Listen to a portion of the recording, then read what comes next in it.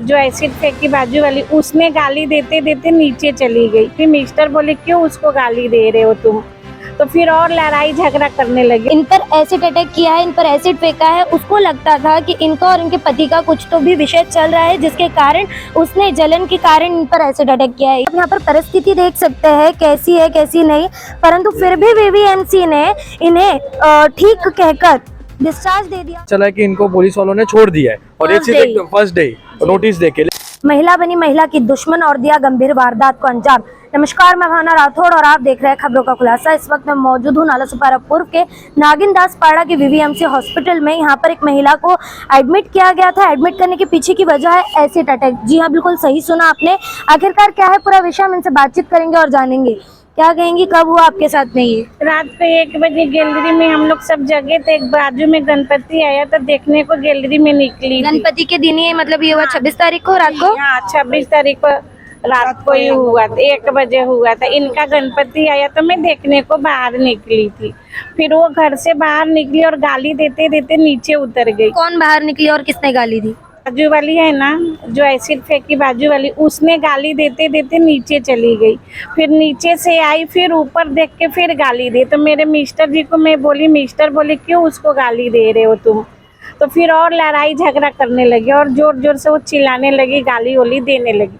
तो हम लोग भी 2-4 गाली हम लोग भी दिए, उल्टा बोले जैसे वो बोल रही थी। तो मतलब ये 26 तारीख को ये झगड़ा हुआ और आप पे अटैक 27 तारीख को हुआ है? जी 27 तारीख को दोपहर में हुआ, 3 और 4 के बीच में।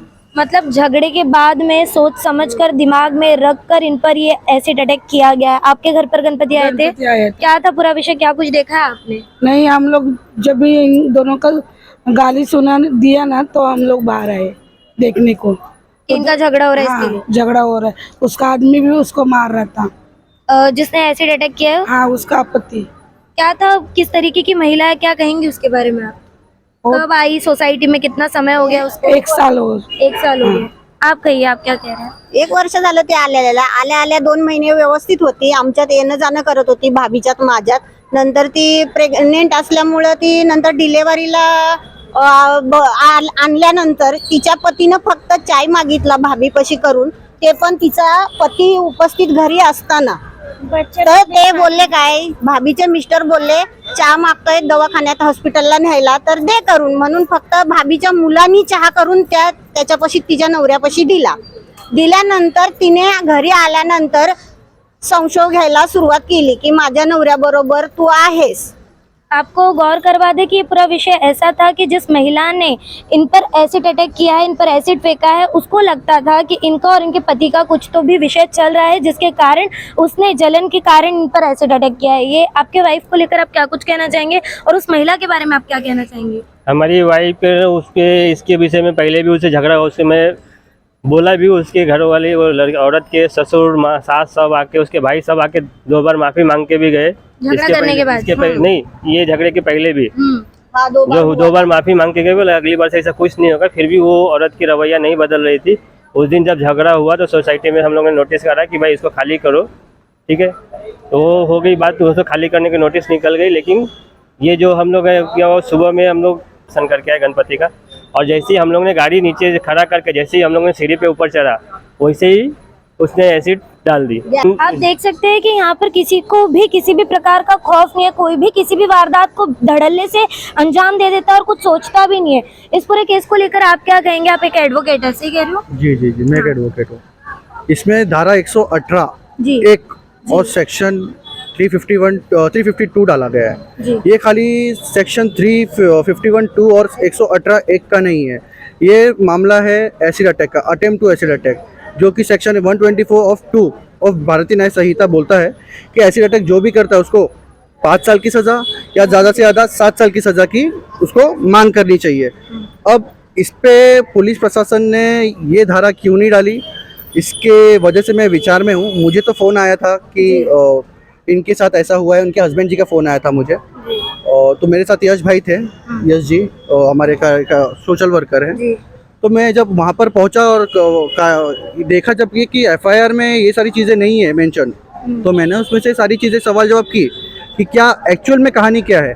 और जब मैंने कहानी जानी और सारे फोटोग्राफ्स देखे, वीडियोग्राफ्स देखे, तब मुझे पता चला कि हाँ, एक ये महिला जो है, इनका ये जो पीड़ित महिला है, इनका जो ओढ़नी होता है, जो दुपट्टा है, वो पूरा जला हुआ है।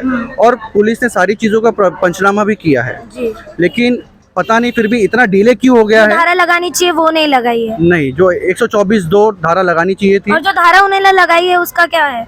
वो वॉलंटरीली कॉजिंग हर्ट है, ठीक है, उनको हर्ट हुआ है, दैट इज ओके। 352 ठीक है कि उनका बेइज्जती हुई है, लेकिन जो अलग से BNS भारतीय न्याय संहिता में जो अलग से एसिड अटैक का जो दिया गया है सेक्शन धारा, वो उनको डालना चाहिए था पुलिस प्रशासन को। वो उन्होंने क्यों नहीं डाला? वो मैं भी अचंभित हूँ।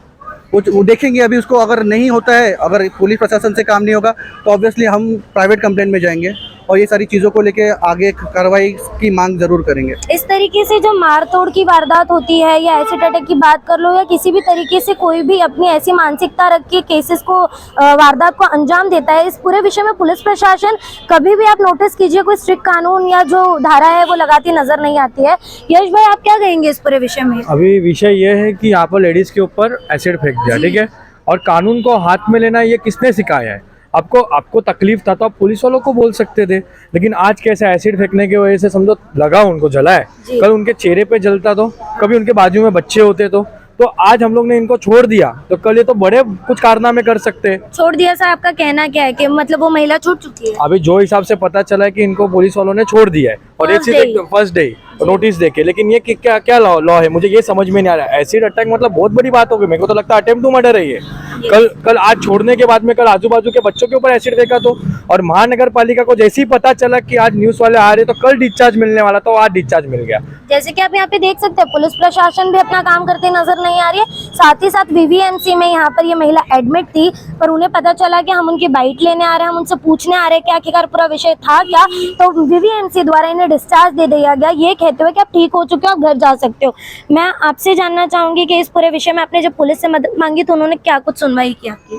पुलिस से स्टेटमेंट लिया है और मैं आज FIR लेके आया, ठीक है, FIR दी है उन्होंने, लेकिन FIR अभी मैं जो अपने को चाहिए था, जैसे कलम जो हिसाब से एसिड के हिसाब से नहीं दिख रहा है, इसके लिए हमने अभी अपने दोस्तों जो सब आपको बोला है कि भाई इसके ऊपर एक्शन होना चाहिए। जो भी तो गौर करवा दे कि इस पूरे विषय में वो जो महिला थी महराज अंसारी नामक महिला, उसे फर्स्ट डे ही नोटिस देकर पुलिस द्वारा छोड़ दिया गया है। और आपको यहाँ पर बताते चले कि आप यहाँ पर परिस्थिति देख सकते हैं कैसी है कैसी नहीं, परंतु फिर भी VVMC ने इन्हें ठीक कहकर डिस्चार्ज दे दिया और ये कह दिया कि आप अभी घर जा सकते हैं। अब इस पूरे विषय में पुलिस प्रशासन कार्रवाई करती है, इन्हें न्याय दिलाती है, उस महिला को गिरफ्तार करती है या नहीं, ये तो सब आने वाले समय में ही पता चलेगा। बहरहाल आज की इस पूरी खबर में इतना ही। ऐसी और खबरों के लिए बने रहे हमारे साथ और देखते रहे खबरों का खुलासा सच की परख हमसे, क्योंकि हम लाते हैं हर मुद्दे की सच्चाई और गहराई आप तक।